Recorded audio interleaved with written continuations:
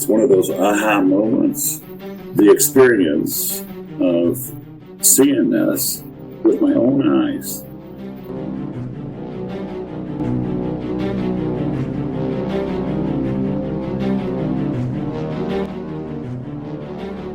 This was my first encounter, and hopefully the last encounter, because I seen what I was looking for.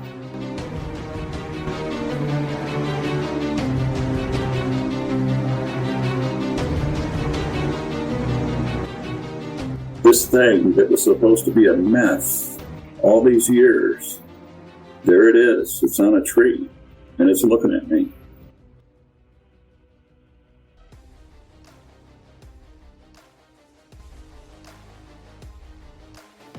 This is the Cryptid Creatures Podcast. I am Brian, and right over there is my co-host Todd. What's up, buddy? Hey, Brian. How you doing tonight, man? Oh, man. Living the dream. You know that. We got another Bigfoot encounter coming on tonight. Yes. Bringing our friend Val Zavala on to talk about his Bigfoot encounter in Michigan, not too far away from us. Yeah. Yeah, we recently met Val at the Michigan Bigfoot conference. Yes, we did. That's pretty cool. Cool guy. He has, I believe, military and law enforcement background, so interested to see what he's got to say about his encounter tonight. Yeah, I'm excited. All right, let's get him on here. Right on, let's get him.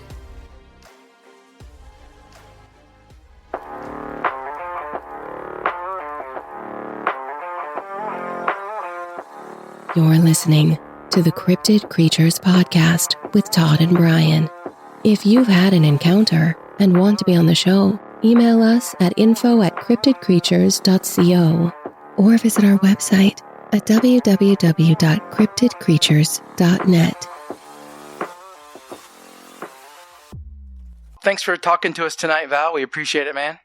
You did see me at the conference. Yes, we did. We met you at the Michigan Bigfoot conference there in Chelsea. You guys are both from Michigan, correct? Indiana. Well, Indiana. Brian's from Michigan. I'm from Indiana. You're close. You're close. Yeah. So I went back and started looking into a very early incident that occurred in 1965 in Monroe County, Michigan, dubbed the Monroe Monster. The 1965 a Bigfoot caper that occurred in Monroe, Michigan, occurred almost exactly a year to the day that the thing happened in the Dewey Lakes, Sister Lakes, in 1964. And this is how the two were tied together. One was on the west side of the state. You would know this from Indiana. You'd be familiar with this. And the other happened in the eastern part of the state in Monroe County. But interestingly enough, these two events happened on directly in opposing directions of the state, west and east. They're both borderline counties to Ohio and Indiana. Through my study, through my learning, these Bigfoots, Sasquatches, are migratory. They're constantly moving like nomads.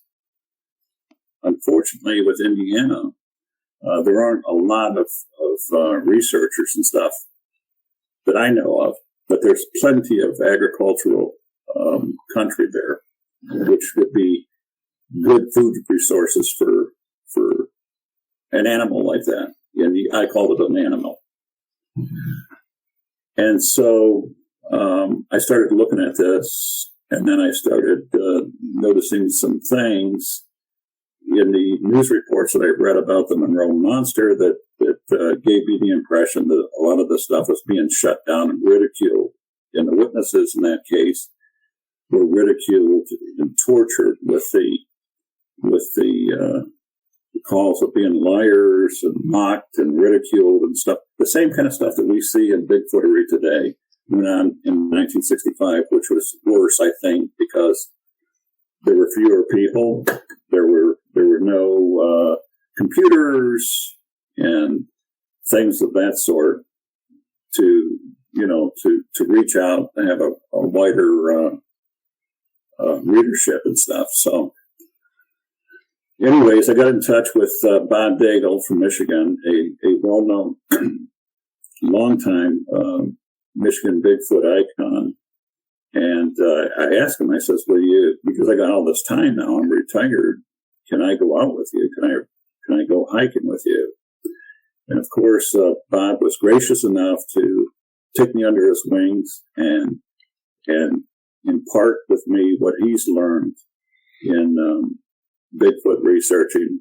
I listened, I watched, and on July 19th, 2014, we were out in Waterloo Park, very close to that Chelsea, Michigan Bigfoot conference.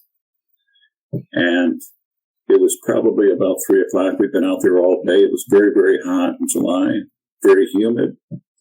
I know I was miserable.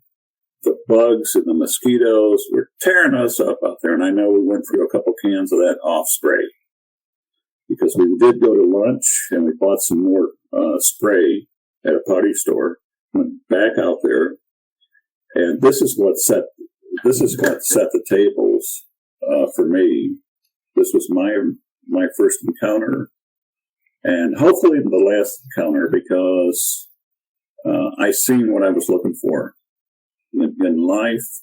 When you're a curious individual, you're looking for something that you can't find, but when you do find it, it's one of those aha moments, and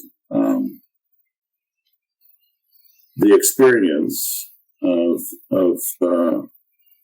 seeing this with my own eyes and not from a grocery store checkout counter in a newspaper. This thing that was supposed to be a myth all these years, there it is. It's on a tree and it's looking at me. And my first reaction to this was, what the F? I mean, I'm not one to swear and use profanities and stuff a lot. I have, to be honest with you. But I said, what the F? Are you kidding me already? I mean, here this thing is, 8.5, 9 foot tall, hairy, looking at me, blinking its eyes. And in your mind, at least my mind, I'm thinking this has got to be a joke. This has got to be somebody playing a joke. But how are they out here at 3 o'clock midday, very, very hot, dressed like that? If that was a costume, how are they doing this? Why are they doing this? And then I think, as a matter of defensiveness, I called it a freak. I says, "You freak, you!" And the thing just stood there staring at me, blinking its eyes. And I don't know. I asked Janice Carter this question very early on. I says, because I'm trying to deal with the thoughts and the feelings that I had after this. I says, what is it that I felt, this thing staring at me? And I says, the feeling was that it was staring through me, not at me, but through me. And she said it was reading you. I says, what do you mean reading me? She says, it was checking you out to see what kind of person you are, what you had in your heart. But I'm going to tell you something, gentlemen. To me, the experience was a lot like if somebody was standing over my shoulder, rifling through my computer files, reading my files. I didn't ask them to do that. I didn't give anybody permission to do that, but they're doing that. That is the feeling that I got. The feeling that I received was I didn't feel love. I didn't feel joy and happiness. I felt an existential sense of danger, because I felt myself, I was very lucid in my thoughts. I felt myself almost succumbing to a paralysis of some sort. I've never been hypnotized or anything, but I've read enough about it to know that something's going on here, and I didn't ask it, I didn't invite it, but I have no control over it. But what I feel is this thing, the Bigfoot Sasquatch, is a very, very powerful being, in a sense that you or I can't control it. In fact, we can't control the thoughts that we receive from this thing. What I understand, what I learned, what I think it is that I felt then is infrasound. And what came to mind when I was under this obvious strangeness was that this is how, to me, it occurred to me, this is how people go missing. Are you listening to me, fellas? This is how people go missing. They fall under this sense of euphorism, this euphoric feeling that everything is okay. Hey, I'm ready to go to sleep. I'm going to lay down here and go to sleep. Well, the tigers and other predators had the same thing. They use the same thing. And you can understand how they can get so close to deer and take a deer down by using the same thing. And so the only thing that I can equate my thoughts, my feelings under the situation was the instance where I was involved, where I was involved in a head-on car collision back in 2003. At that moment, there was the slow motion. Everything was in slow motion. You probably read this before or heard somebody say this before. Believe it. Everything becomes slow motion. It's like you're sitting back watching a movie script and you're watching these scenes slow and slow motion, but you're very, very lucid in thought. Your mind is a marvel. You've heard this said before. Your mind is a marvelous thing. It really is, because we're not aware of how special we really are as human beings. We have capabilities we don't know we have. And I'm not a mathematician. I sucked at math in college. My wife is the mathematician. She is all about number as a math major. I'm a reader. I'm a history buff. I like talking, obviously, and writing. But math and physics is not my strong suit. Never has been. But I'll tell you what, in the situation, in the experience I had in that car collision, was here I was thinking and calculating in physics the distance, the time, the distance, the space, and how hard the impact was going to be when it happened, because it was going to happen. And it did happen. But I knew I was going to survive because I wanted to survive. I'm not ready to go yet. And when that happened, everything went black. I was in a black space. And here I was again, lucid in thought, similar to that situation during my encounter. And here I am thinking to myself, I can hear, I can sense, I'm thinking, is this what death is? All blackness. And then I heard the stirring around, and I had broken my back in this car injury. And I was off of work, for a year recuperating from that. And then I had to learn how to walk and all that kind of stuff again. What I'm saying to you is that the encounter was so profound and the experience was so profound that it set me on the journey to do what I'm doing now. What am I doing now? I read, I measure, I compare, I quantify, and sort through reports using 195 different separate individual data points. When I look at a report, I'm looking for keywords. And I put that getting a database. I created 4 databases that I use. I probably have between 40, 50,000 reports. When you talk to me about a subject about Bigfoot, and if you've seen my stuff on the group site, somebody will bring up a topic. Somebody will bring up a subject like today on that Bigfoot photo archive. Somebody was talking about. Well, I don't believe that that's an accurate picture of a Bigfoot because I seen a smile on his face. Are you kidding me? Well, yeah, they smile.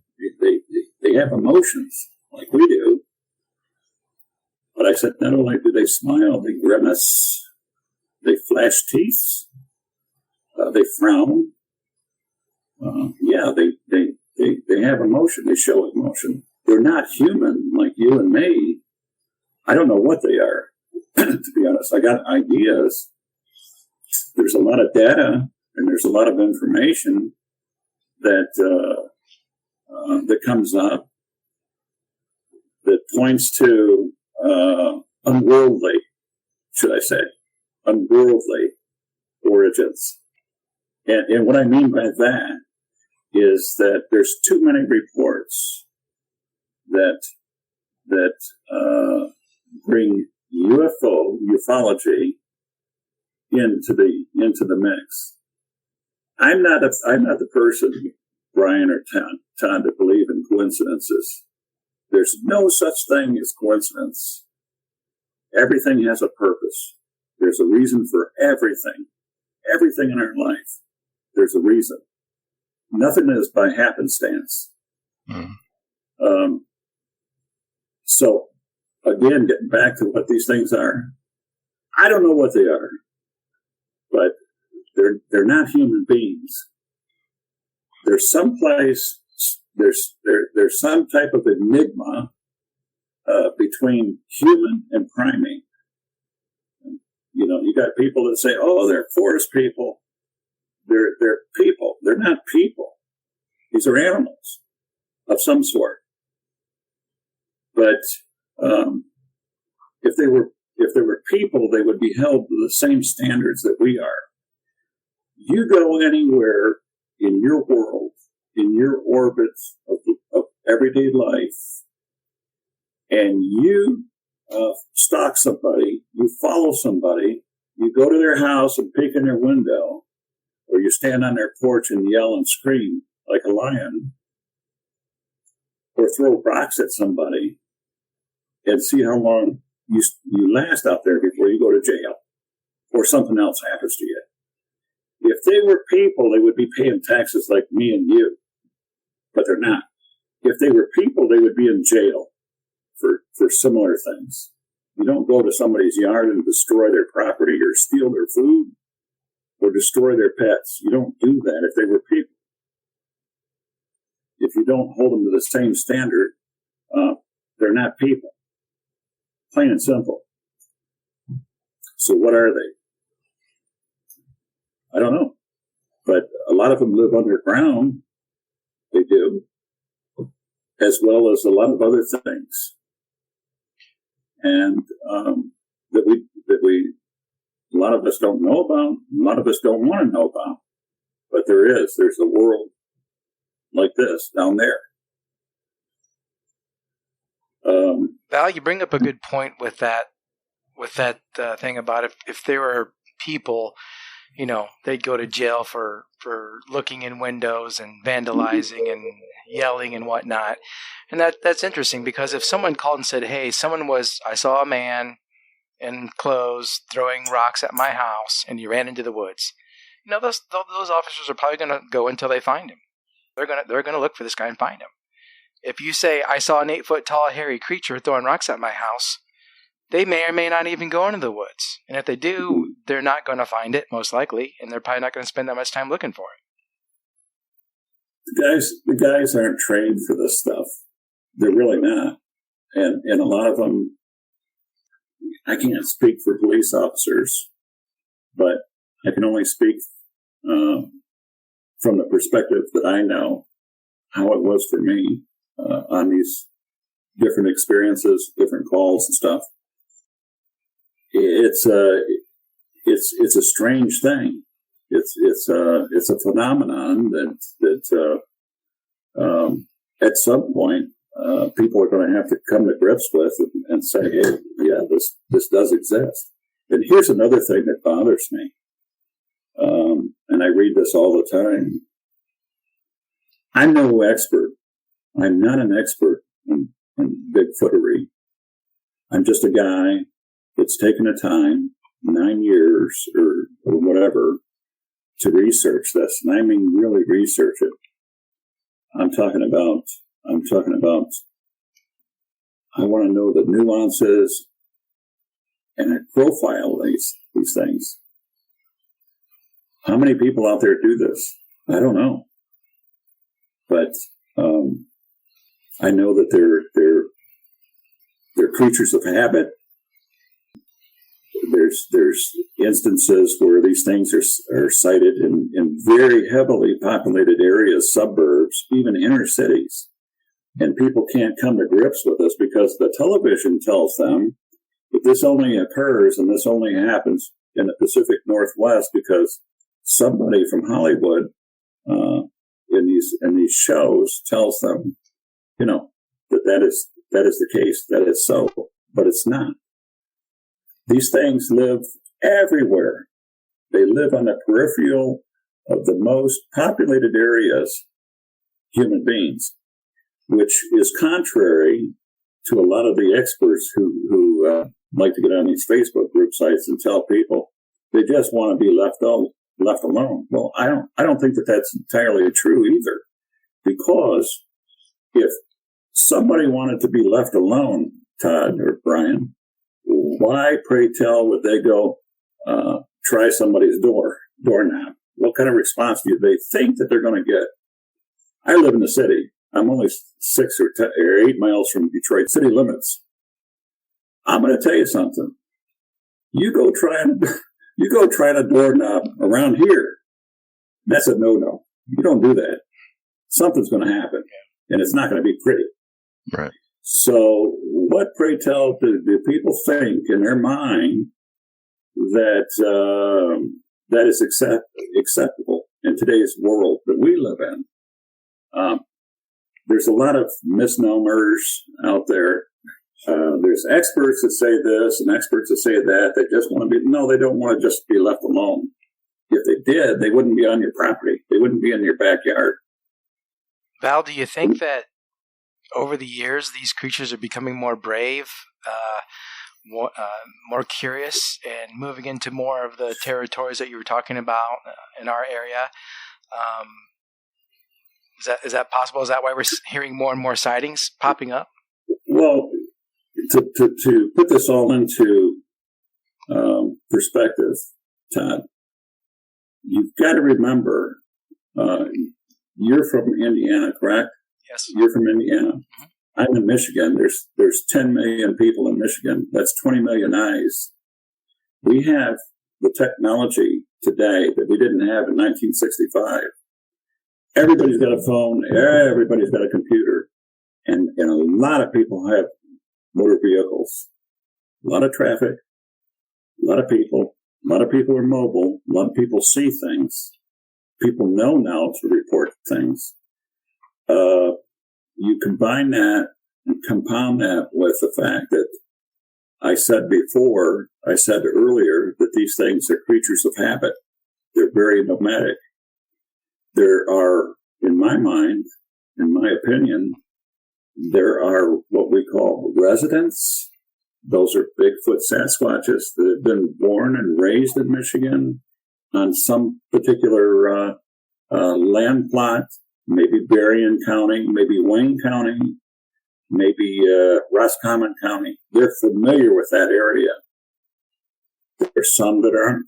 There's some that are just moving through like nomads, going up north, coming back from up north, going to Canada, coming back from Canada, coming out of Wisconsin, going to Indiana, Ohio. There's a constant flux of movement. And when you have traffic like that in and out all the time, you're gonna run into situations where some of these things, Brian and Todd, are very familiar with the territory that they're on, with the terra firma that they stand on, almost to the fact that they have memory of being born here. They're familiar with that area. It's like being home. It doesn't matter that things have changed since they've been there. They're familiar with it. And to me, in my mind, that's how we find some of these things in inner city, in suburbs and stuff like that. Excuse me, because they've been there before. They're familiar with the area. And that segues into something else that I'm going to tell you. Another issue that I have with some of the stuff that you see on the group sites and the internet is, oh, these things are lovely. They're just like kids. We give them some toys, give them some food, give them some apples and oranges. And listen, once you start that gifting, you don't stop it. You cannot stop it. When you stop it, you got holy hell to pay for it. To the point where some people flee their homes and their property over this. How do I know this? Because I've seen it. Because that's what I research. I've seen it over and over again. But Val, they just love, and this is just peace and happiness. These are not toys. These are not pets. These are creatures. These are beings. You've got people fleeing their properties, who are very, very frightened, very fearful of the safety of their children. So they leave their properties, and we drive around, we see this beautiful farm area and stuff. We say, oh, it's a good price. Yeah, we're going to jump into that. Well, you jump into that, you're going to step into a situation that somebody else created, and they didn't want to tell you that because, they want to sell the property and move on and stuff. That is a lot like these private toilets that you have, restaurants, gas stations, rest areas. People go in there and make a stinking mess. Some people leave the mess, leave the pile for somebody else to see and take care of. You see, this is what baiting and stuff is like. You made a mess. When people encourage you to go out there and put food and honey and marbles and this and that and who knows what else, and you stopped. You just felt that it's time to stop this stuff. Once you stop it, you can't stop. Once you start it, you can't stop it. That's the way it is with these things. And so, therefore, you got them coming around your house, papered in the windows, trying your doors because they're hungry. They're hungry, and they're letting you know they're hungry. But you created a problem that should not have been. And if you think for an instant that I'm off base here, consider the bears in the state parks and the national parks. Why do they tell you not to feed the bears? Right. Because they come around. They'll keep coming around, yeah. It's funny you say that because we interviewed a guy a month or so ago, and he lives up there in Michigan, and he's got a farm, ranch kind of thing up there. And he was having some interactions with Bigfoot, we're guessing. And it's just a couple weeks ago, his property is for sale now. Amazing how that works. Yeah. Yeah, I didn't think anything about it until you just said that. Yeah. So I know I'm getting into a lot of stuff, gentlemen. Just if you want to guide me to a certain subject topic, have at it. I'm here for the duration. Well, I just wanted to ask you real quick, back to your encounter. How close do you think you were when you saw the creature, and can you describe its face to us in detail? Yeah, I mean, I wasn't nose to nose with this thing, thank God. I was probably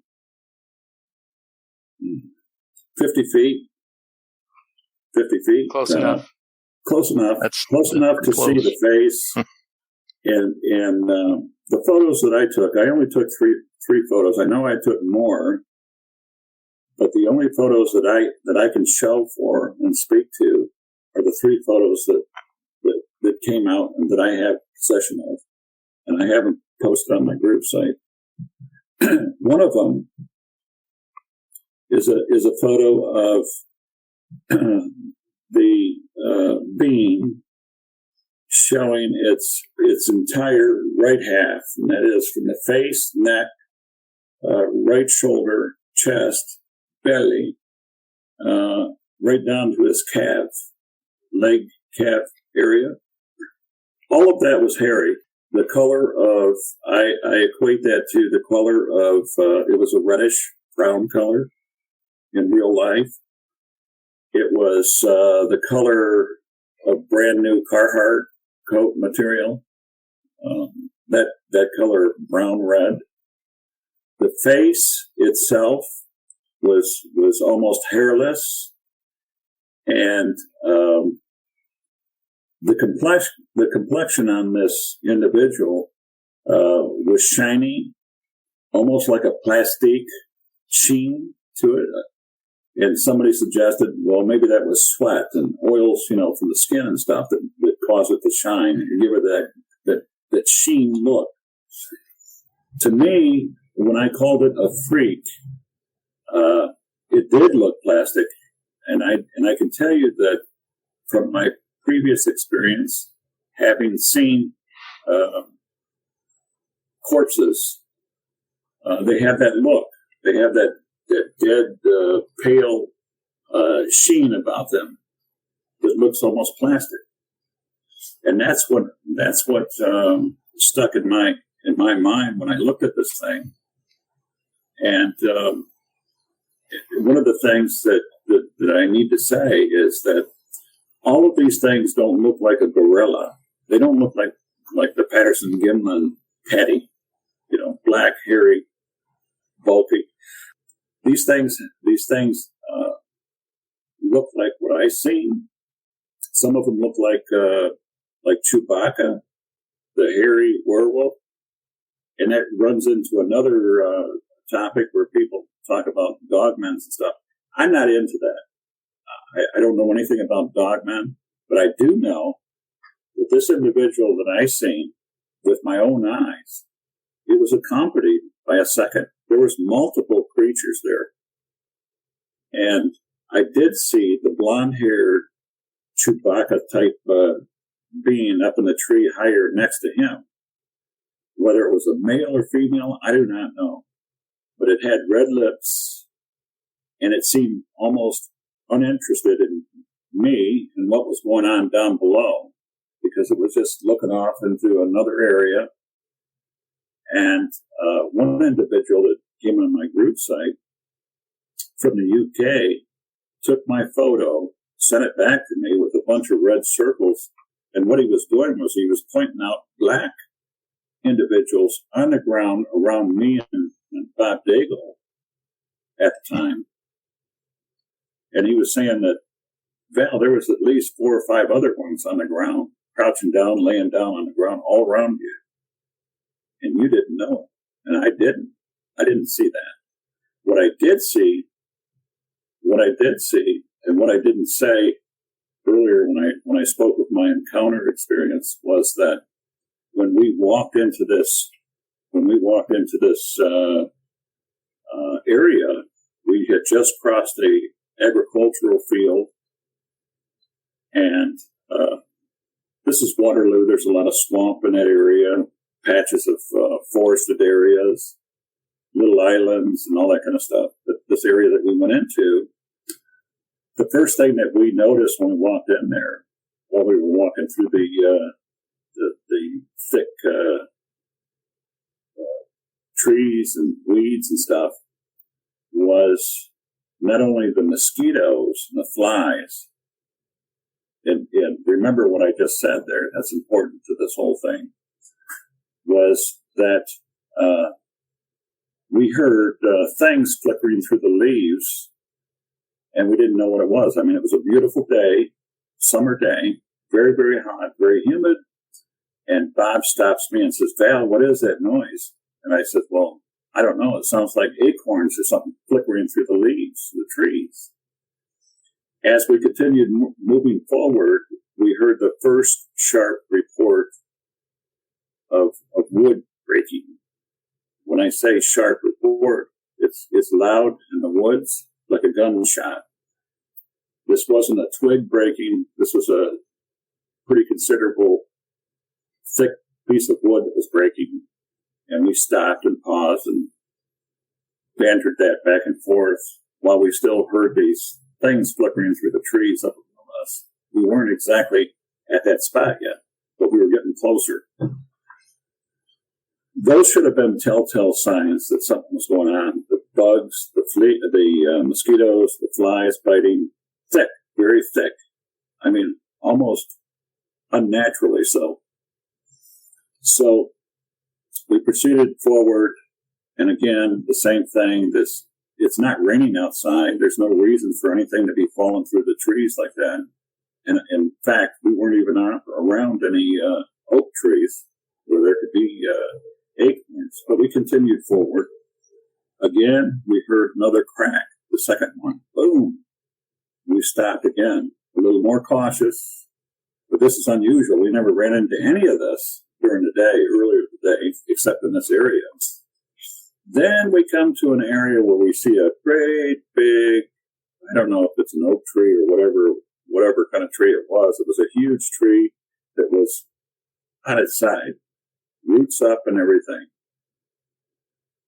This is unusual. But again, for somebody that studies and researches this stuff, these are pretty good telltale signs that something's up. And again, I'm pretty new to this stuff at the time, 2014. I'm making mental notes of this. I'm looking up above me. I'm a police officer. I'm a former military veteran. Pretty streetwise, did well in the streets. But I don't want to be surprised by anything, but I'm not expecting to see a Bigfoot or Sasquatch. It's just not happening. But then we see a great big bramble bush that looked like a tunnel inside of it. Huge. And it had to have been 7 or 8 feet long. It was very long. And there was a tunnel inside this Bigfoot nest. I'm certain that's what it was. And Bob shimmied over the other side of this fallen tree, and I stayed where I was at on the opposite side, just looking around, looking behind me. I don't want anything coming up behind me. And he's on his hands and knees, and he's looking inside trying to see the end of that nest to see if there was anything in there. And it was dark. Neither one of us carried a flashlight. While he's looking that over, I'm looking around, and I see this thing on the tree, and I'm stunned. I am stunned. I got a camera with me, but what I do, I'm talking to Bob, he's talking to me over his shoulder, and what I do, gentlemen, is take that camera without giving without telegraphing my intentions. I turn around and just start snapping pictures in a 100-degree 80 circle. That's how I captured it. That's how I snapped the photo of it. And after I went through this staring contest with this thing, it seemed like to me like it took a lot of time. It seemed like I lost some time there. That's what it felt like to me, because it was already starting to get dark when this all ended and stuff. And what I seen there in that area, not only was the fallen tree there and the large Bigfoot nest, there was also a large 3-stick teepee, pulled teepee, right in that area too. When you look at the photo, go to my group site, you'll see it. Right there above, there's a little pointer stick that's in that photo, right above the timestamp. You'll see the teepee there, right there for everybody to see. And to my left, to my exact left, is where the individual is on the tree. So we go through this emotional thing, back and forth, staring at each other. And I'm telling Bob, we got to leave. What do you mean, Val? I didn't hear you. I said, we got to leave now. I just get the feeling that we have to leave. I'm a chess player. I mentioned before, I'm not a card player. I suck at playing cards. Don't ever have me as a euchre team player. So we ain't going to do it. But as a chess player, I know, and as a student of Junju, the art of war, I know you don't humiliate your enemy. You humiliate your enemy, and that's the most dangerous enemy you can have. You can know when you sit down and compete against another person or thing, you know when you've defeated them. You don't need to rub their nose in it and all that kind of stuff, because they're a dangerous adversary at that point. This is what I'm telling Bob. I says, we got to go. Let me say this. When we're thinking about this stuff and this infrasound, that experience and stuff, the only thing that I felt that released me from that grip was the thought of free will. When we're born, God gives us free will. We have the free will to think for ourselves. And when I started thinking of that, that's when I felt that influence dissipate over me, and I was ready to go. And now it seems like it's ready to. It's very dusk outside. Where did all this time go? I don't know where it went. It seemed like we were there forever. So that's when we left. And I told Bob. Bob wanted to get into some conversation about why we're leaving now. And all I wanted Bob to do was, Bob, I says, you got to leave now. If you don't leave, I says, I'm going to leave. I don't want to leave you here by yourself, but we have to leave. Just trust me. We get out of that forest. We get up to the edge of that agricultural field, and right there, gentlemen, is an impression, a footprint. I got a photo of that also on my group site. 17.5 inch. You take that footprint, and you multiply that times 6.5, and that'll bring you your answer. Whatever your answer is, when you multiply that formula, you divide it by 12 inches to a foot, it'll tell you what size that thing was, and that was 9 feet. So that's been my experience with this. It took me a year to go back out there again. I didn't want to go back. I did not want to go back out there. I did go out there a year later. What I found when I went out there was somebody went out there and sanitized the entire place. The tree, the big tree, the large tree I told you that it had fallen, it was gone. The teepee that was there, gone. The Bigfoot nest that was there, gone. The only thing that you've seen at that location was little chips of wood from like chainsaws and stuff. What do I conclude over this? When you go into state parks and national parks, the officials, they have cameras all over the place. Think about that when you go out there and, it's time to pee out there. I got to go pee and stuff, Think about that. Why do I say that? Is because of the 1,960 Bigfoot reports that I have in Michigan alone, which is the largest Bigfoot database in Michigan right now. There's at least a half dozen or more reports of citizens, just good citizens that happen to be listening to police scanners. Before Michigan went digital, all law enforcement across Michigan had analog radios, which meant that some people sat at home and listened to their scanner. That's what they did. They enjoyed doing that. That's when they picked up radio conversations between DNR and sheriffs, talking just like you and I are talking because they didn't think anybody else was listening. But unfortunately, somebody was writing it down. A lot of good reports. A lot of good reports confirming what we think we already know, that, yeah, there's somebody else out there watching, and they see and confirm this for the good of everybody.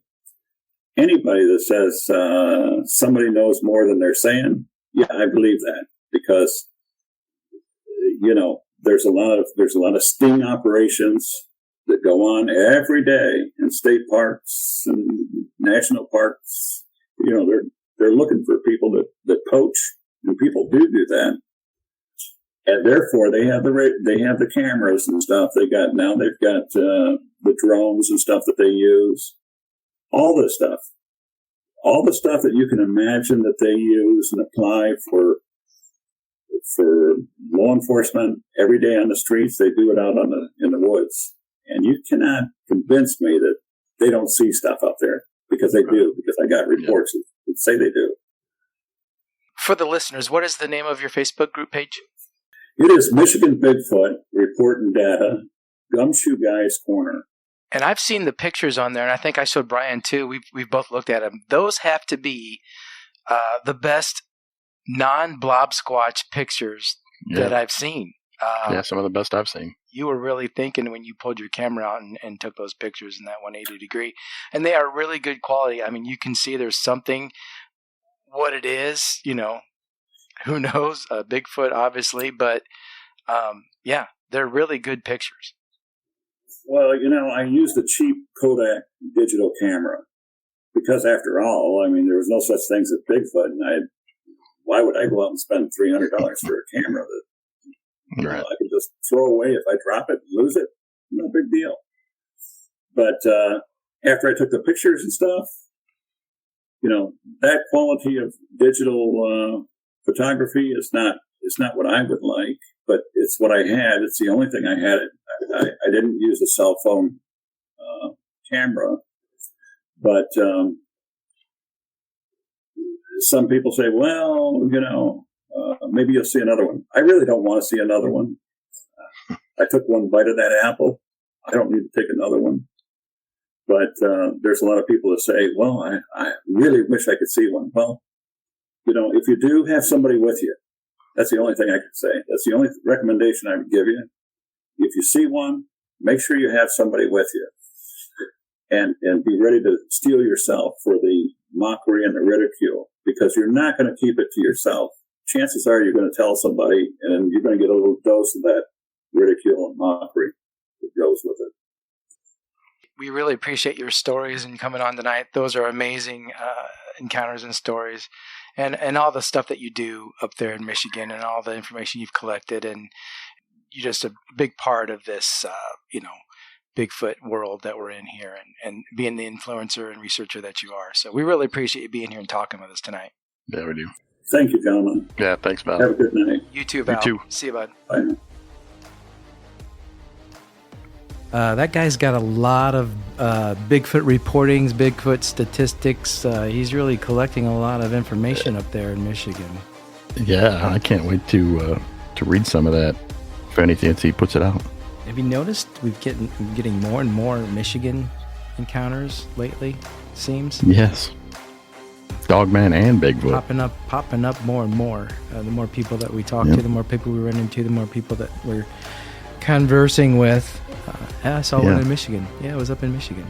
So yeah, we hear that a lot. We hear, man, big Michigan's full of that. Right. So yeah, we're finding that out.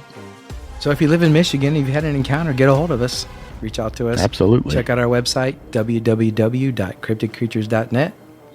Right on. It's like a one-stop shopping for everything cryptid creatures. You can email us there. You can check out our store. You can get extra content and see what it's all about. So once again, guys, we appreciate you listening and being here with us tonight. Brian, my friend, I appreciate you as well. Oh, man, always fun. Until next time. Right on. See ya.